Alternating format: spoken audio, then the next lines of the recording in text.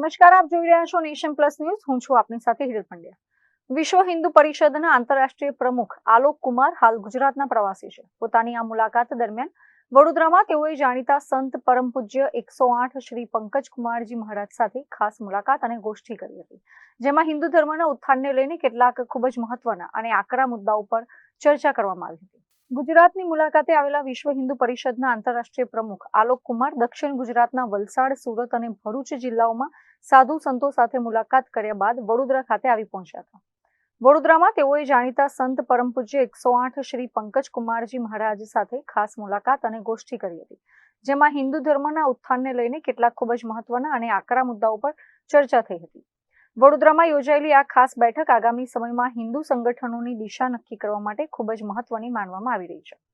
વિશ્વ હિન્દુ પરિષદના આંતરરાષ્ટ્રીય પ્રમુખ આલોક કુમાર સાથેની આ ગોષ્ઠીમાં VHP ગુજરાતના પદાધિકારીઓ જતીન વ્યાસ, તુષાર વ્યાસ, ચંદ્રકાંત ઉપાધ્યાય અને જતીન ભટ્ટ પણ ખાસ ઉપસ્થિત રહ્યા હતા.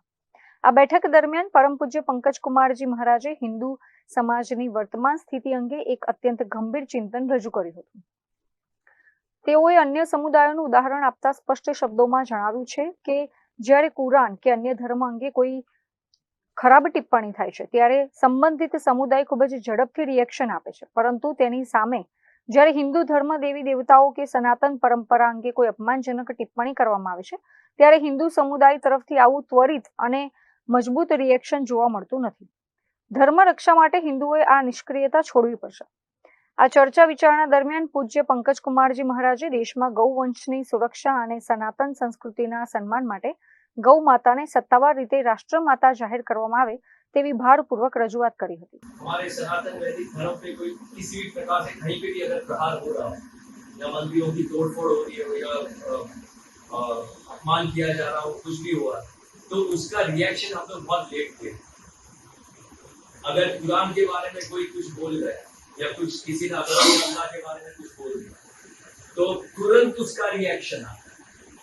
तो क्यों हम ऐसे एग्रेसिवली रिएक्ट न करें जब हमारे पास इतनी संस्था है अंतर्राष्ट्रीय स्तर पे, इतने योद्धा है. ऐसा नहीं योद्धाएं नहीं है, उनसे भी आगे बढ़ के चढ़ने वाली योद्धा है और हम भी जहाँ पे जिस प्रकार से कॉन्ट्रीब्यूट करते हैं तो आई थिंक उसका रिएक्शन बहुत फास्ट होना चाहिए, चाहे वो हैदराबाद में हो रहा हो, चाहे वो बेंगलुरु में हो रहा हो, चाहे सूरत में, भरूच में. तो उसका रिएक्शन भी संस्था की ओर से तुरंत होना चाहिए, इमीडिएटली एक्शन होना चाहिए. तब तो जाके इनको समझ में आएगा कि कहाँ ये लोग आखिर खड़े हुए हैं. ऐसा मुझे लग रहा है. गावो विश्व से मात्र, इसको कोई प्रमाण देने की जरूरत नहीं है. चाहे वो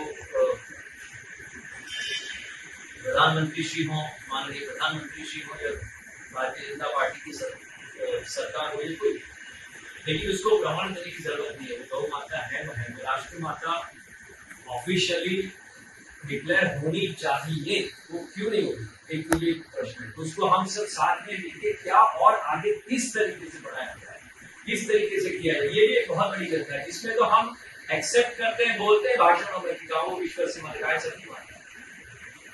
तो ऐसा तो है नहीं कि सरकारों को पता नहीं क्यों गाय करती है, कहाँ से उठाई जा रही है, कहाँ से जा रही है. तो ये भी एक बहुत बड़ा प्रश्न है, क्योंकि हम ये मानते हैं एक आचार्य कुल परंपरा से और एक सच्चा हिंदुस्तानी भारतीय होने के नाते भी हमको यही मानना चाहिए कि जब तक गाय सुखी नहीं होगी यहाँ पे हम लोग कुछ नहीं होगा. जिस दिन गाय सुखी होगी उस दिन हम लोग बिल्कुल विश्व गुरु के अभी भी है मगर अंडर करंट है, वो भी प्रकट होते हम लोग आएंगे, ऐसा हमारा पूर्ण विश्वास है. અત્રે ઉલ્લેખનીય છે કે VHPના આંતરરાષ્ટ્રીય પ્રમુખ આલોક કુમારે સંતોના આ વિચારોને ખૂબ જ ગંભીરતાથી સાંભળ્યા હતા અને આગામી દિવસોમાં હિન્દુ જાગૃતિના કાર્યોને વધુ વેગવંતુ બનાવવાની ખાતરી આપી હતી. VHPના આંતરરાષ્ટ્રીય પ્રમુખ અને વડોદરાના સંતો વચ્ચે થયેલી આ વૈચારિક ગોષ્ઠી આગામી દિવસોમાં સનાતન ધર્મના પ્રચાર પ્રસાર અને હિન્દુઓની સંગઠન શક્તિને વધુ મજબૂત બનાવવામાં મોટી ભૂમિકા ભજવશે તે ચોક્કસ છે. Bureau report, nation plus news, Vadodara. સમાચારોના સતત અપડેટ મેળવવા માટે અમારી નેશન પ્લસ ન્યૂઝની યુટ્યુબ ચેનલને સબસ્ક્રાઇબ કરો, બેલ આઇકન દબાવો અને જોડાયેલા રહો ફેસબુક, ઇન્સ્ટાગ્રામ અને ટ્વિટર પર.